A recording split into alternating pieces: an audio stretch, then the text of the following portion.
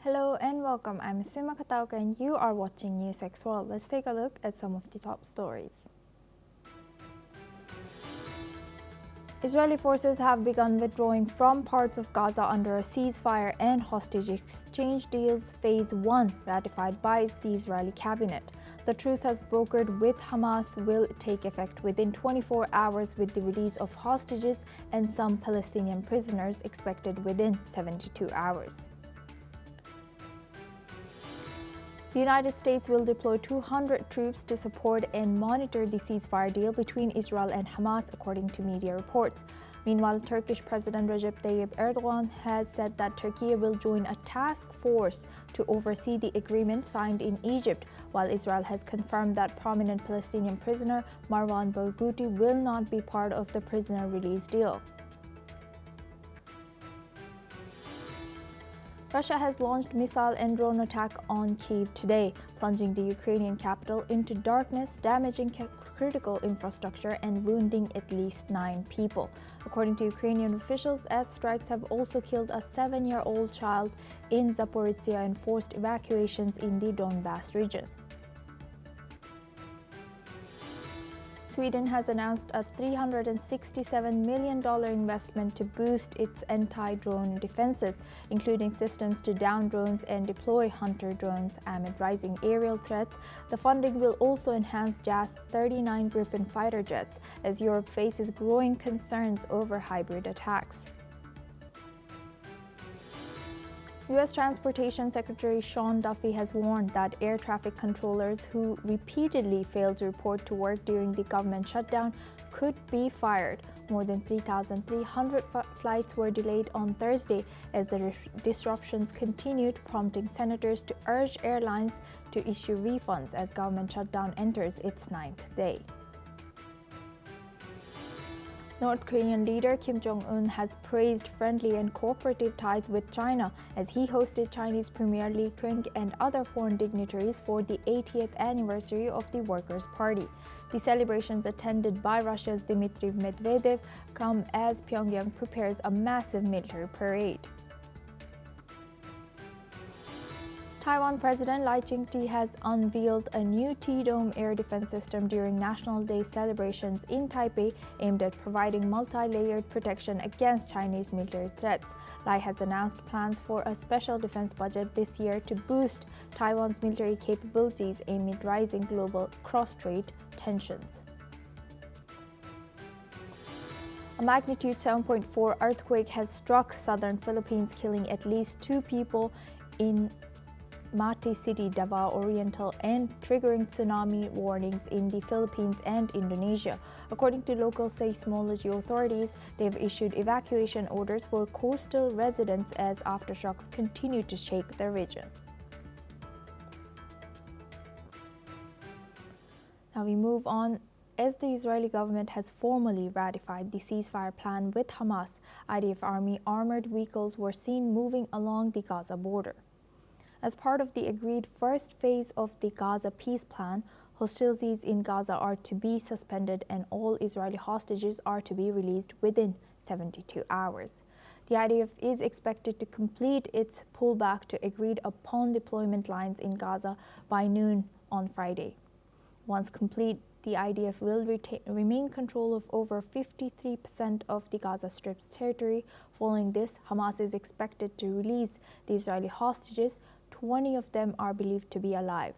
However, locating the bodies of slain hostages may delay their return. As the peace process continues, explosions, plumes of smoke were seen over southern Gaza. Now for this discussion, we're joined by Matti Zweig. He's a geopolitical expert, joins us live from Tel Aviv. Thank you very much, Matti, for joining us again. Good to see you.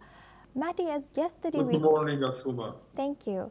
Yesterday we were talking about there were some ministers who were against ratifying this, but now that it has been agreed upon in the cabinet, who do you think who agreed, and how challenging was it for the Prime Minister, for the Netanyahu to reach to this conclusion?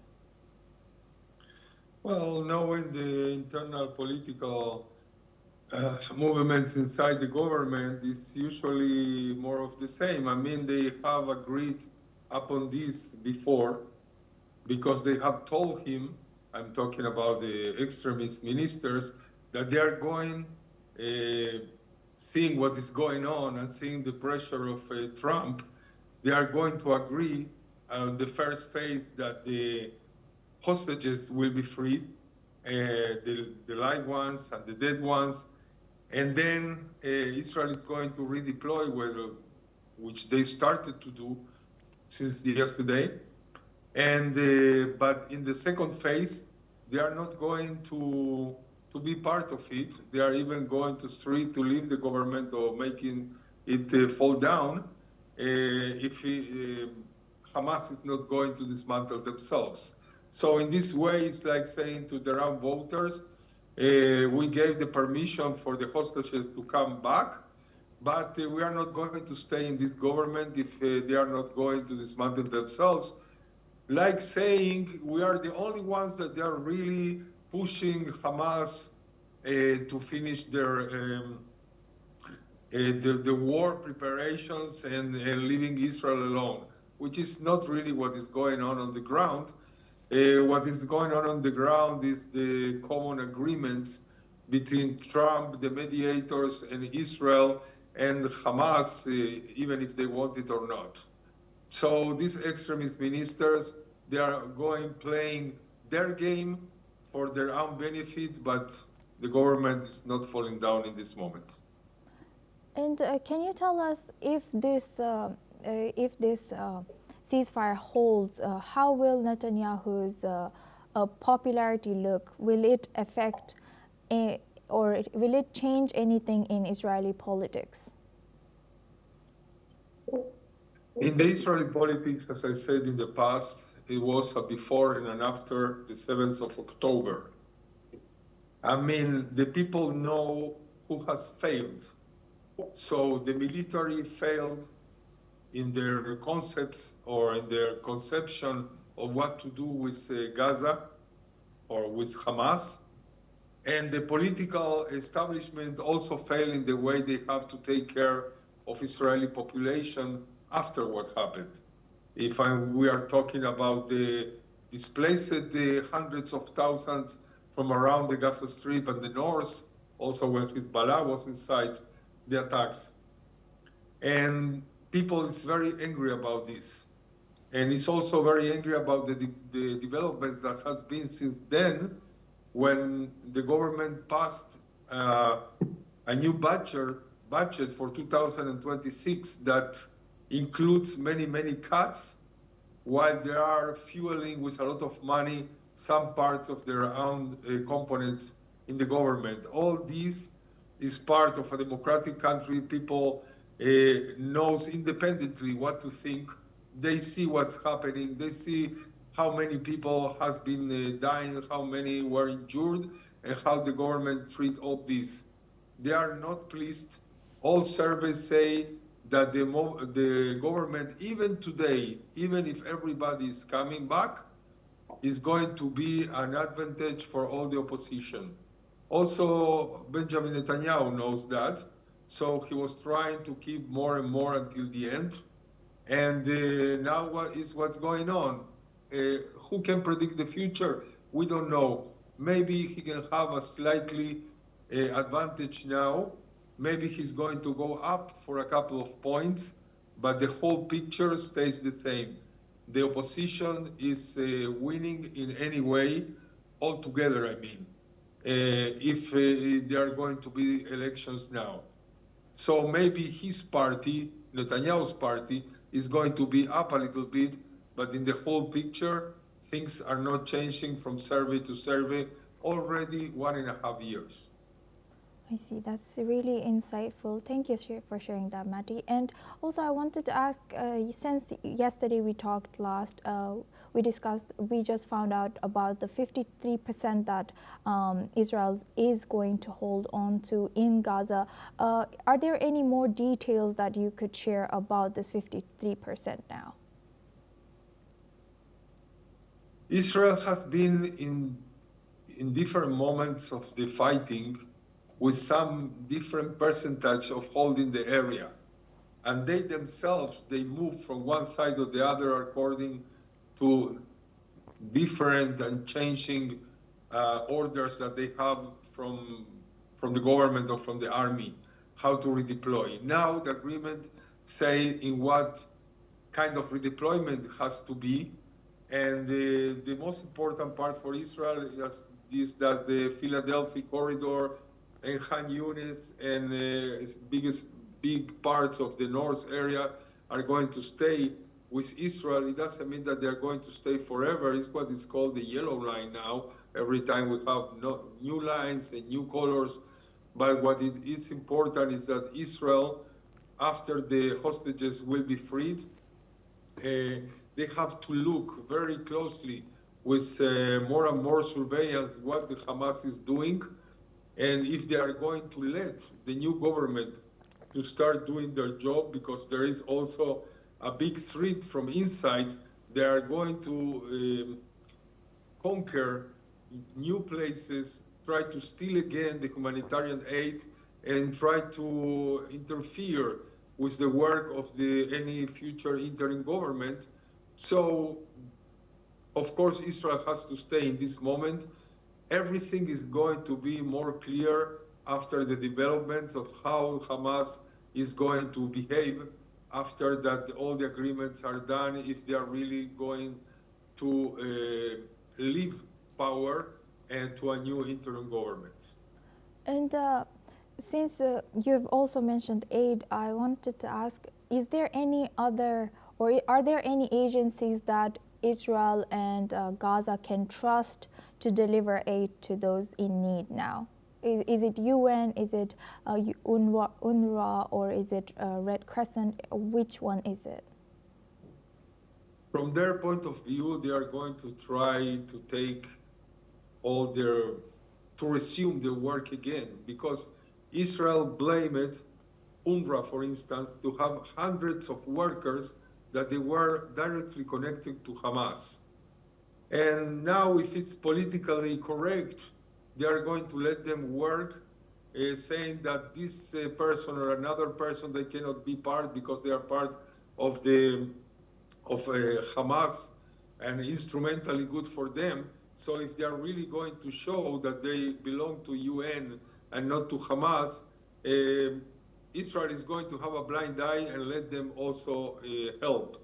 So everything is going to be connected to the developments on the ground, if they are really going to take care of humanitarian aid, or they are going to be connected again with Hamas and not doing their job. And Israel is also going all the time to look at these things and make their denounces if really are not playing their part. So Israel is going to play their part. They are already redeploying their forces, and hundreds of people is going to be prepared to receive the free hostages and to give them all what they need from also psychological point of view, and also from the physical point of view. Is going to be a long recovery after terrible 2 years that they have passed in the worst of their scenarios, in caves, in tunnels,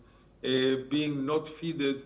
And really, if we are talking about the world, it's shame on some people like Macron and others that they continue to talk like they don't see what is going on in the reality, and continue talking about fantasies, about two-state solutions, and giving everything to Palestinians, and not even blaming Hamas for everything they did until now. Yes, Maddie Zweig, thank you for sharing that. Please stay with us as we come back to you for our next discussion as well. Now, European and Arab leaders met in Paris to discuss Gaza's post-war future. The meeting was attended by leaders from Egypt, Saudi Arabia, Jordan, Pakistan, Qatar, the UK, Germany, and other European Union countries. The core issues discussed included an international stabilization force, post-war governance in Gaza, and reconstruction. The French foreign minister has said that security and humanitarian aid were also discussed as Germany announced aid to Gaza. Now for this discussion, we go back to Matti Zweig. He's a geopolitical expert, joins us live from Tel Aviv. Thank you very much, Matti, for staying with us. Now, Matti, what are European nations and also the Arab nations, some of Arab nations, excluding Iran, what are they to discuss, and what is expected from this talks? Well, those agreements now have been held by different powers. It means the US, some Arab countries, and especially Qatar and Turkey, which was a new mediator in this last phase, and Egypt, which was sometimes a mediator and sometimes put off. Anyway, all these powers are trying not only to get the agreement implemented, they are also trying to get their governments involved in reconstructions. It means billions and billions of contracts to reconstruct everything. And now the Europeans, that they were so severe with Israel, that they were so against Israel, fearing their own voters and their own internal political problems, are now waking up and talking about being part of this process. I'm sorry to be cruel, but they just want a chunk of all the money that is going to be poured on the Gaza Strip in next years to reconstruct everything, especially France. How I said in the last exposition that Macron is under a lot of political pressure inside. He continues to talk not about peace with Gaza. He continued to talk about settlements in the West Bank. I mean, he continues with the Palestinian narrative, especially the extremist one, and I hope he's going to pay for that. He's going to be out of most of these contracts, but anyway, for sure, a lot of European companies want to be part of it. If we are going to talk about the political part of it, they also want to be part of the process, but we cannot avoid thinking that they were not part of the solution before, they were more part of the problem. So that's what is going on now. Matti, that's so interesting that you bring up that the money that's going to be poured into Gaza, France or some European countries want a chunk of it. What makes you say that? Because he's, for a long time, under political pressure. It's very special what's going on in France. I mean, he loses more and more influence also in a European sphere and also in a world sphere, and also in his internal politics with a lot of pressure from the extreme right and the extreme left. It's like he stayed on the middle of the French politics, but with no real people supporting him. And then he has chosen to pressure Israel and to talk about genocide, to talk about two-state solutions, like he's not part of it, like he's not having his own problems also inside France, also with immigration, also with the political pressure he put with his own French forces in many countries in Africa, that some of them, they are throwing him out of the political games and being changed by other forces like the Russian, if I'm talking about African countries.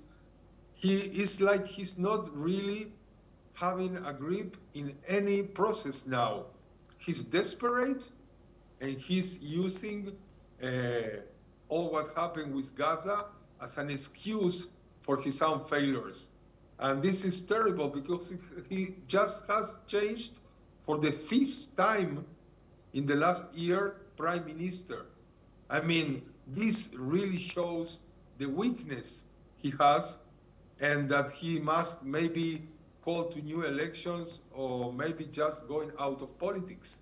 He's in this moment now, and we don't want to pay the price for that. So he's under pressure. That's what he's doing. With that, I would like to thank Maddie for joining us and sharing that insight throughout this topic. Thank you very much. Now we move on to Asia. China has hit back at fresh U.S. sanctions targeting firms and vessels linked to Iranian oil exports, saying that Washington should stop resorting to sanctions and warning that Beijing will do what's needed to protect its energy security and the legitimate rights of its enterprises. The response came after the U.S. Treasury blacklisted more than 50 individuals, companies, and ships accused of helping Iran sell oil and gas. Among them is the Rizal Shihua crude oil terminal, a key Chinese facility identified as a major receiver of Iranian crude.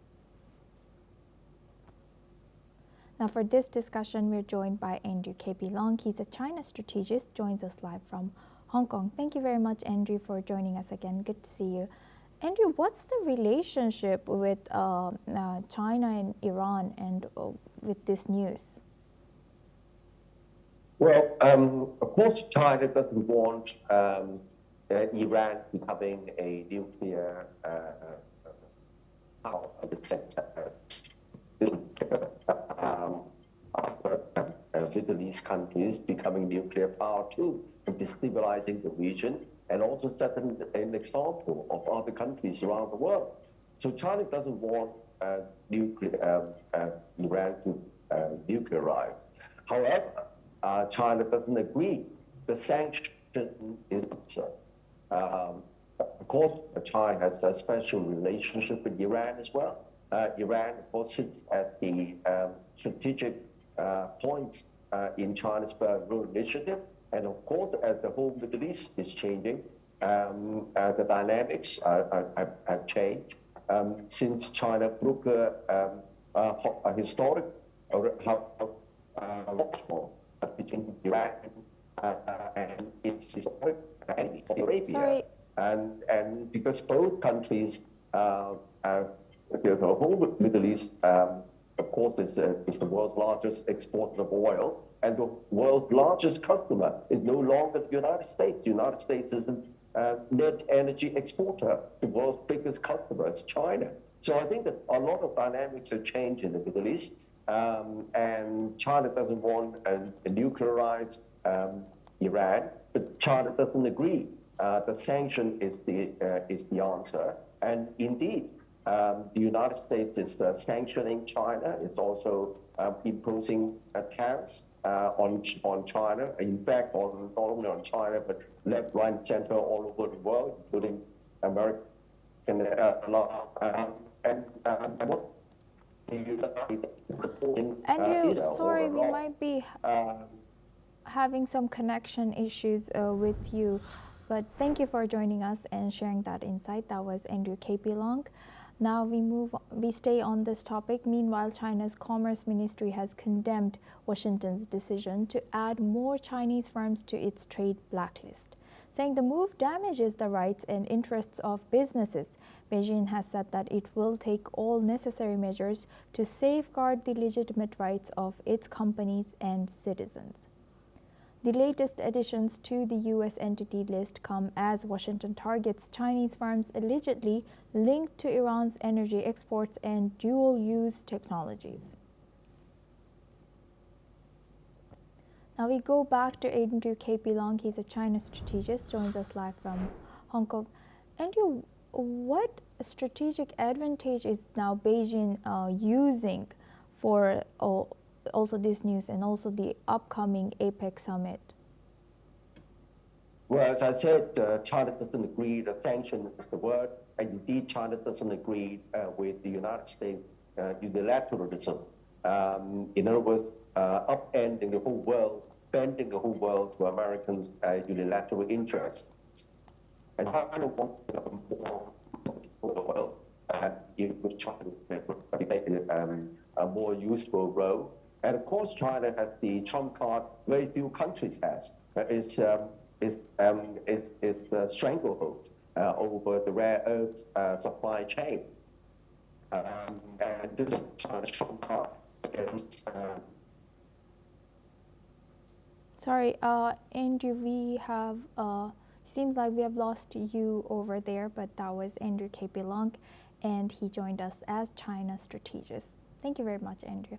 Now we move on. Taking a dig at Taiwan, Chinese Foreign Ministry spokesperson Goh Jiakun has said that the biggest threat to peace across the Taiwan Strait are Taiwan's independence activities, and seeking independence by force will only drag the island into a conflict. This came after Taiwanese president has said in a speech that Taiwan is unveiling T-Dome air defense system to counter China threat, calling on China to renounce the use of force to seize the island. Taiwan is ramping up defense spending and modernizing its armed forces, but faces China that has a far larger military and is adding advanced new weapons such as stealth fighter jets, aircraft carriers, and a huge array of missiles.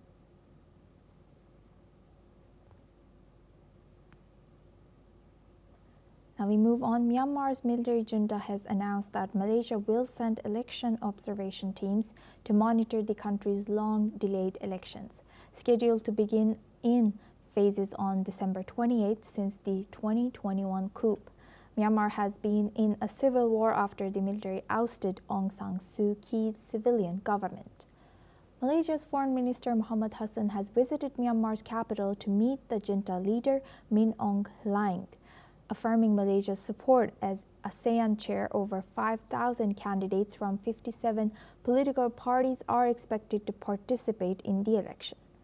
The military claims the elections are a step towards national reconciliation. However, critics argue the polls are designed to legitimate continued military rule. Many opposition lawmakers plan to boycott the election, and armed rebel groups control parts of the country where the vote is blocked. Now for this discussion, we're joined by Dr. Nirvadi. She's a security analyst, joins us live from PsyOps expert, joins us live from Malaysia. Thank you very much, Dr. Noor, for joining us. Good to see you. Now, what more can you tell us about this news and Malaysia giving support as an ASEAN country to the upcoming elections in Myanmar? Malaysia is the current chair of the ASEAN's community, ASEAN groups of countries. So as the leading of the current chair or holding the chairmanships of the ASEAN, it's important to Malaysia to play a vital role and part in looking into the prosperous community of ASEAN, particularly involving the democratic representations of ASEAN people.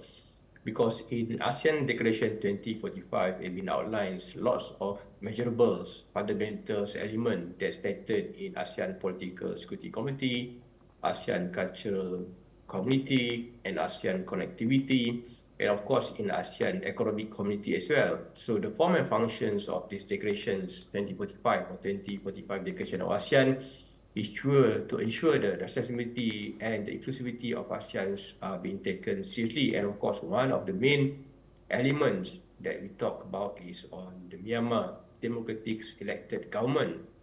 Since the coup in 2021, when Aung San Suu Kyi was basically being removed from the civilian government formed by her party and coalition, Myanmar had been in a state of unstable due to the presence of the situations that embarked them into the current situation.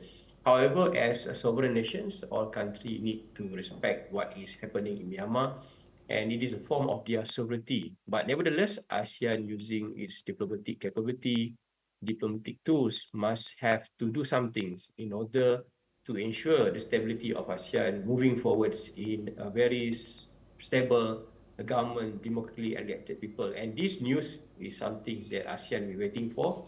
And perhaps it is the earlier process, Malaysia will participate accordingly by being observer. However, there's no direct element of Malaysian statement, formally statement by the Malaysian government. It is a news reported through the Myanmar leader, Myanmar junta leader of Malaysia involvement. But I do believe that this is a most welcome news, most interesting news. It's a great news for the ASEAN political community, the ASEAN's international community, and demanding the process to be in line with all the democratic human rights principles, and accordingly, it must give a fair, open, ruling elections to the people of Myanmar. And now, given the planned boycott by opposition lawmakers and the exclusion of some voters, how credible can the December elections in Myanmar be?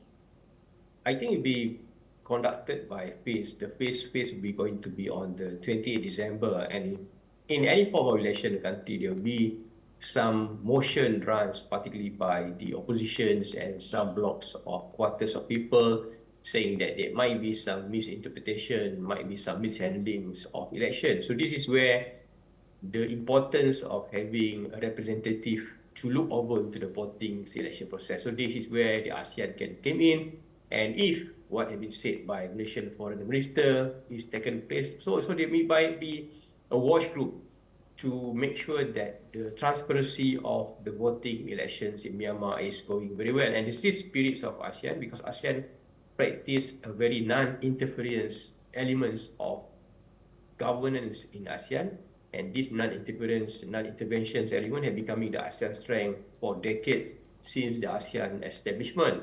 And by having this representative, by having some transparency involved by the foreign delegates, particularly the current chair of ASEAN, which is Malaysia, I think this is something that will be applauded by the people, and it will be applauded by the people, and people will look at as a new move of looking into the better elements of Myanmar representative in elections. There might be some hundreds of parties involved, some 5,000 candidates, might be more as reported in the news. But again, this is becoming a first step, and we can't really push for any form of countermeasure taken by Myanmar government, because this is something not to be interfered. But as a ASEAN membership's current chair, Malaysia particularly, it is important to give some advice to take back the trust of the ASEAN community towards the establishment of a stable, democratically and valid elected government in Myanmar. Thank you very much, Dr. Noor, for joining us and sharing that insight on this topic. Now we move on to our next news, and we stay in Asia. A 7.5 magnitude earthquake hit off of southern Philippines today, killing at least 2 people and damaging a hospital, schools, as well as power lines. Coastal areas were evacuated due to a possible tsunami threat. The quake was centered 43 kilometers east of Manay town in Davao Oriental. President Marcos has said that damage assessments and rescue operations are still ongoing. About 250 patients were moved from a damaged hospital. Several buildings, including an airport, were cracked but still operating. The Pacific Tsunami Warning Center reported small waves in the Philippines and Indonesia. 6 coastal provinces were warned to evacuate. Let's listen into one of the students' reaction. Started shaking. I thought it was going to be like a typical weak earthquake, and then suddenly it got stronger to the point where like the ceiling started to crumble a bit. So we had to like just hid in our chairs. Everyone was like screaming, and then it went to the point where the whole panels, like in the body, like, it broke down, like literally fell down. I even I think I inhaled some of the dust. Now we move on to our next news. The Nobel Committee is announcing the winner of 2025 Nobel Peace Prize. Let's cut across. Blocked her candidacy. She then backed the representative of a different party, Edmundo González Urrutia, in the election. Hundreds of thousands of volunteers mobilized across political divides. They were trained as election observers to ensure a transparent and fair election. Despite the risk of harassment, arrest, and torture, citizens across the country held watch over the polling stations. They made sure the final tallies were documented before the regime could destroy ballots and lie about the outcome. The efforts of the collective opposition, both before and during the election, were innovative and brave, peaceful and democratic. the opposition received international support when its leaders publicized the vote counts that had been collected from the country's election districts, showing that the opposition had won by a clear margin. But the regime refused to accept the election result and clung to power. Democracy is a precondition for lasting peace.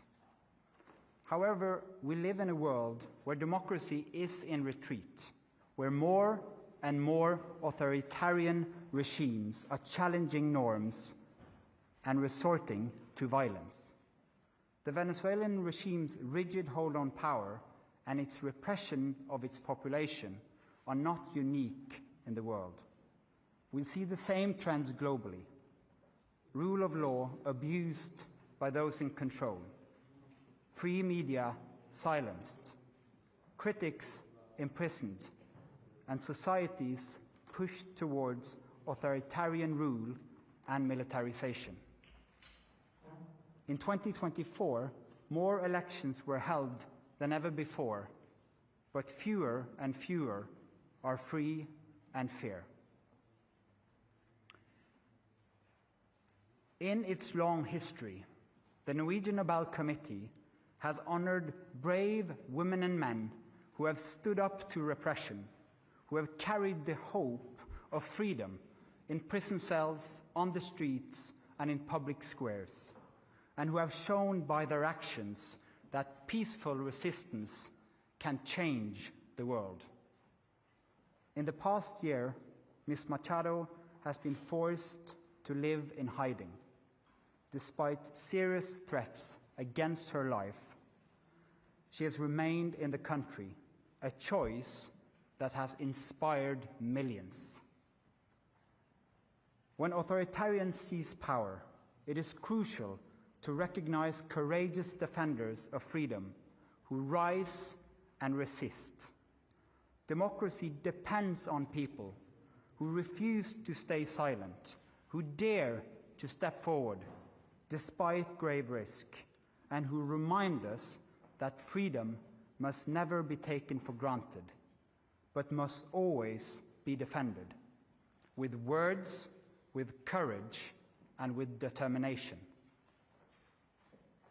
Maria Corina Machado meets all the three criteria stated in Alfred Nobel's will for the selection of a Peace Prize.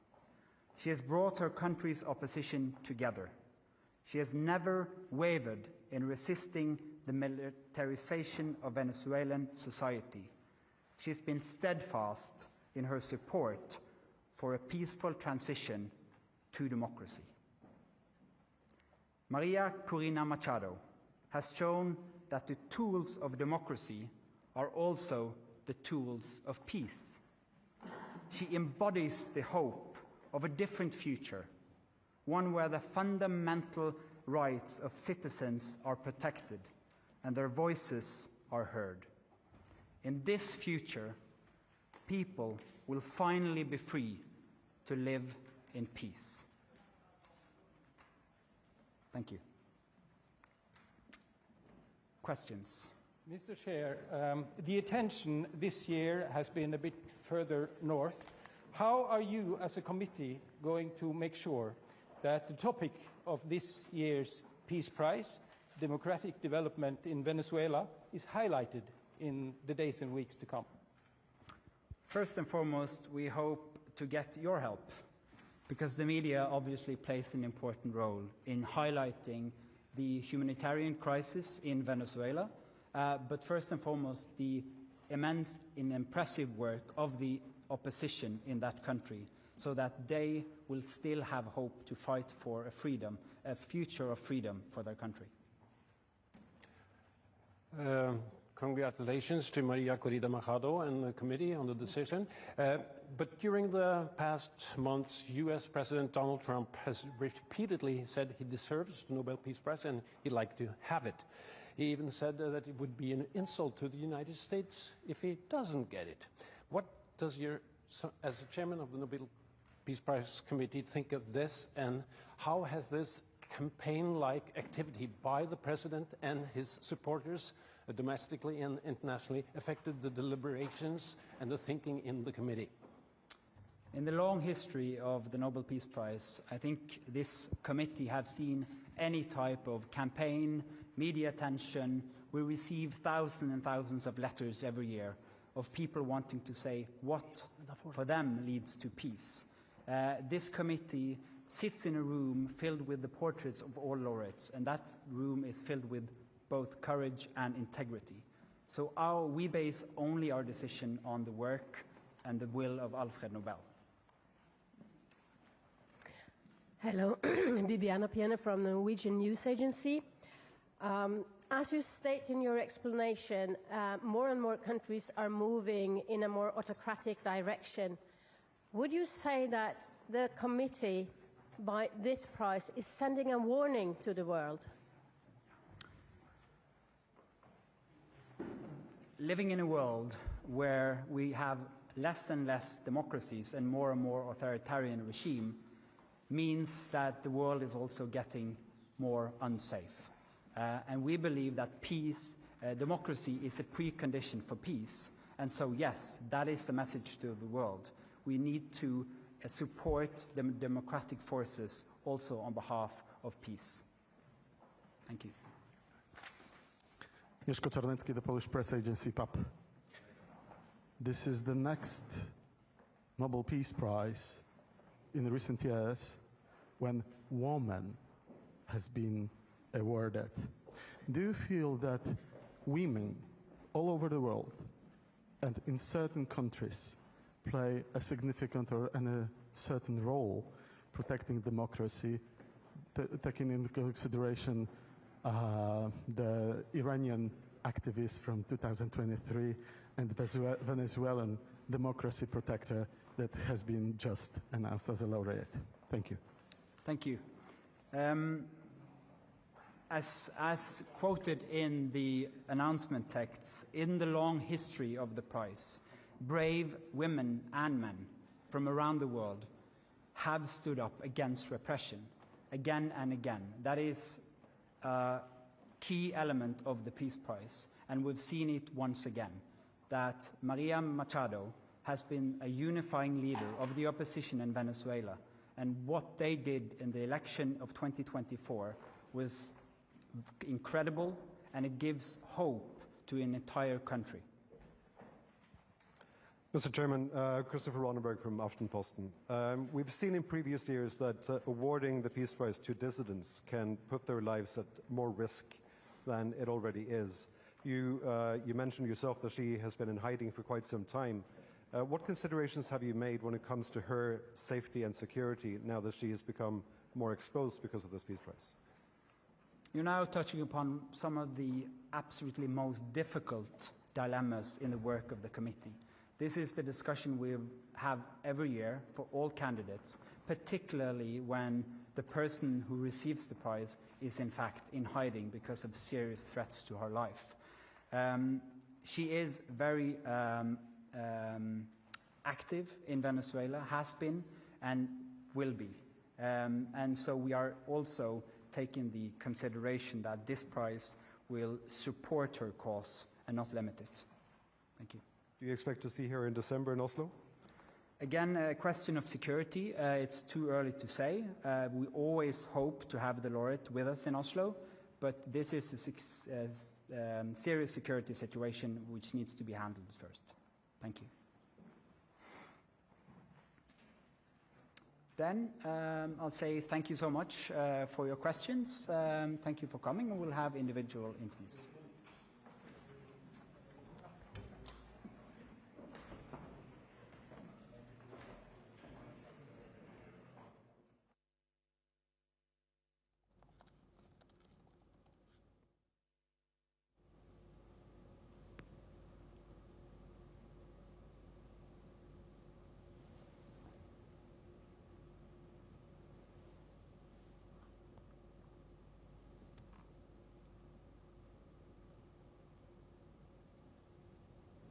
Now for this discussion, we're joined by Alison Mutler. She's a former AP of Bureau Chief in Romania, joins us live from Bucharest.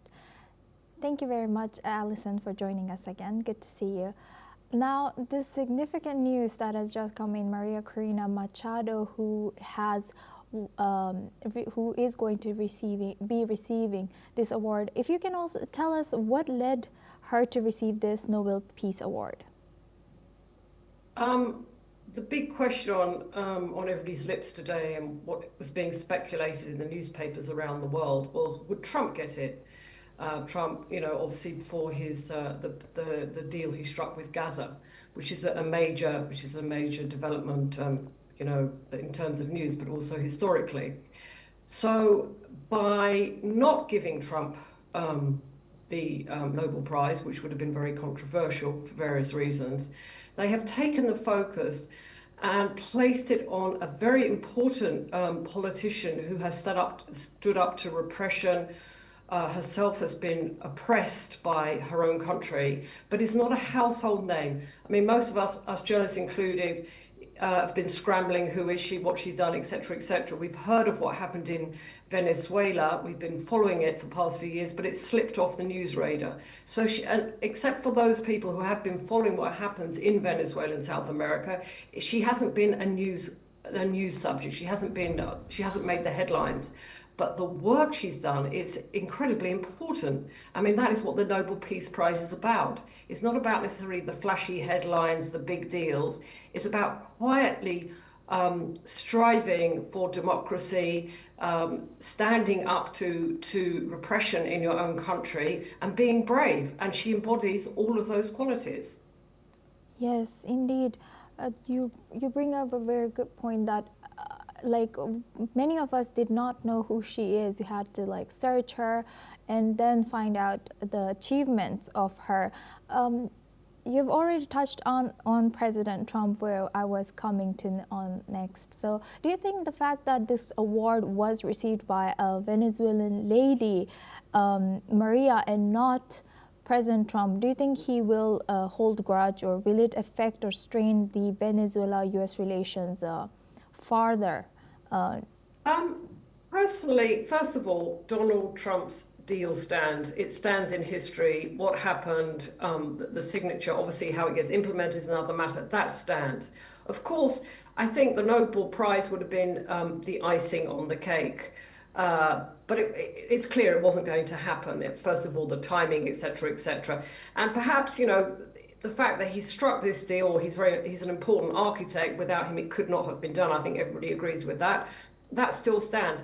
Will he bear a grudge? Possibly a slight personal one, but I don't know how long it will last. But politically, this prize does suit the US. They were very opposed to the Maduro regime, and this politically does suit American foreign policy. Personally, I think Trump will be disappointed. Whether we'll see angry tweets or any remarks, it's unclear, because I think he's still basking in the glory of striking this deal. But he did let the world know he really wanted this prize. So I think we can expect to see some displeasure about him not getting the prize.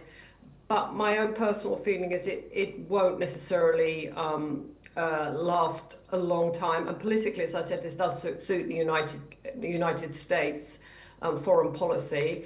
So yes, he will be disappointed, but I personally don't see how it will affect really US-Venezuelan relations, particularly as the US administration is opposed to the Maduro administration or regime. Right.